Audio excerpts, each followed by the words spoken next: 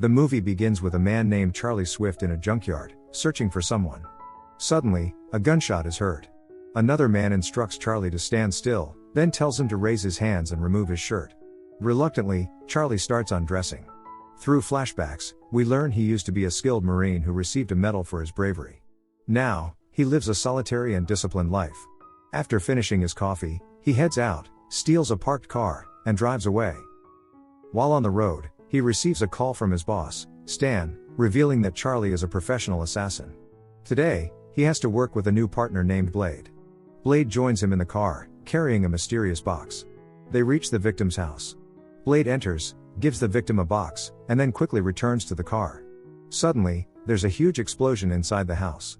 They rush in to investigate, only to find the victim's head blown off, and they can't deliver the body to their client without a head. Charlie calls Benny, the colleague who recommended Blade for the job.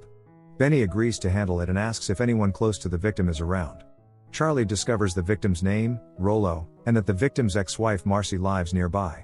He visits Marcy, and before he can explain, she already knows about her ex-husband's death. To convince her to talk, he shows a gun. Reluctantly, she lets him in and asks Blade to wait outside. Charlie is surprised to find out Marcy is an artist who works with animal corpses in taxidermy. He explains his problem to her, asking her to confirm to their client that the body they have is indeed her ex-husband's. In exchange, he offers her $5,000. She reveals her ex-husband had a tattoo on his back done by her brother. Charlie insists he didn't know the reason for the killing and was just following orders. She agrees to go with him to see the body, where they confirm the tattoo. Suddenly, Blade points a weapon at Charlie, revealing that their client's rival leader was once in prison with the victim and had a score to settle. Blade planned to hand over the body to gain favor with the rival gang leader. However, in a reckless moment, he accidentally shoots himself while driving, causing a crash that destroys the car and incinerates the body. Charlie, caught in a dilemma, comes up with a clever plan. He asks Marcy to take Blade's body to her brother so he can tattoo a similar design on it. She agrees but requests that he remove Blade's head first. Charlie then visits his boss, Stan, who is showing signs of aging and memory loss due to Alzheimer's. Despite this, Charlie decides to take care of him. Next, Charlie heads to the junkyard to meet Beggar. Upon seeing the body and confirming its identity with the tattoo, Beggar gives Charlie the payment. Beggar mentions unsuccessful attempts to reach Stan and asks Charlie to arrange a meeting, as he wants Stan to join his contraband trade. Later, Charlie gives money to Marcy out of gratitude and invites her on a date, expressing his admiration for her and her unique work. Over dinner, they bond over their hobbies and dreams. He reveals his desire to live in Italy, where he once worked, while she finds fulfillment in giving animals a second chance through her taxidermy work after they've been hunted. At the end of the day, he drives her home, contemplating confessing his feelings but ultimately deciding against it. The next day, he joins his team to celebrate Stan's birthday. Stan is pleased with Charlie's efforts. We learn Benny manages Stan's bars across the city. During the celebration, Charlie shares Beggar's message with Stan, who dismisses its importance and expresses no interest in dealing with him. Later, Charlie visits Marcy's house, leaving a hunted animal as a gift. While cleaning his car, he anticipates trouble and sets up surveillance cameras around the house. When Beggar's men arrive to attack him, Charlie is prepared and eliminates them. He then contacts Benny, who informs him of an impending attack. On his way to the bar, he spots Beggar and his men leaving, suspecting trouble. Upon entering, he discovers his team has been murdered. Devastated, he heads to Stan's house, only to find Stan and his guards dead. Determined for revenge, he seeks out Sal, the gang's leader, asking for permission to retaliate against Beggar. However, Sal refuses, citing Beggar's previous work for them. When Charlie informs Sal about his team's demise, Sal reveals that not everyone is dead. Charlie realizes that Benny is the traitor. He returns home, arms himself, and sets out to confront Benny. At Benny's house, he interrogates Benny's wife, coercing her to reveal Benny's location and heads to the nightclub where Benny is present. He eliminates the henchman and confronts Benny in his office. Under threat, Benny discloses that Beggar has left the city in search of something Rollo was blackmailing him with.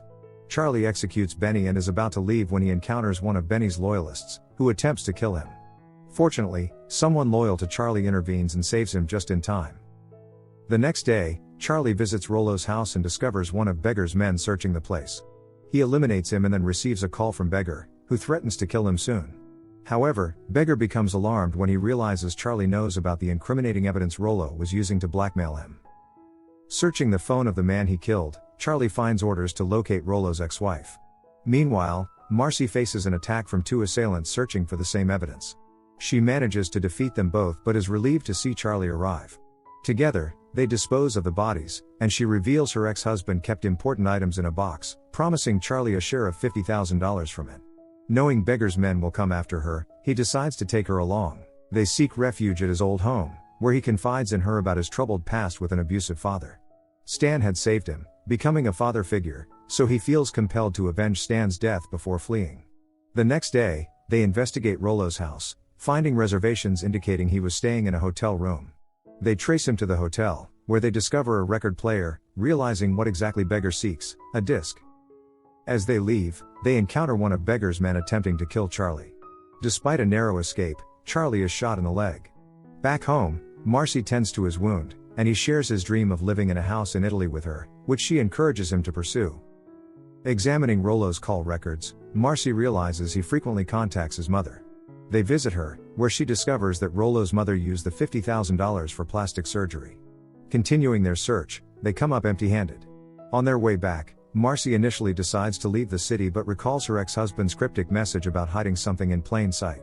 She heads to the bar her ex-husband used to run, now owned by Beggar, pretending ignorance about his death and searching for him. Inside a plate, Marcy finds the disc they are seeking. However, she's blocked from leaving, and Charlie steps in to save her.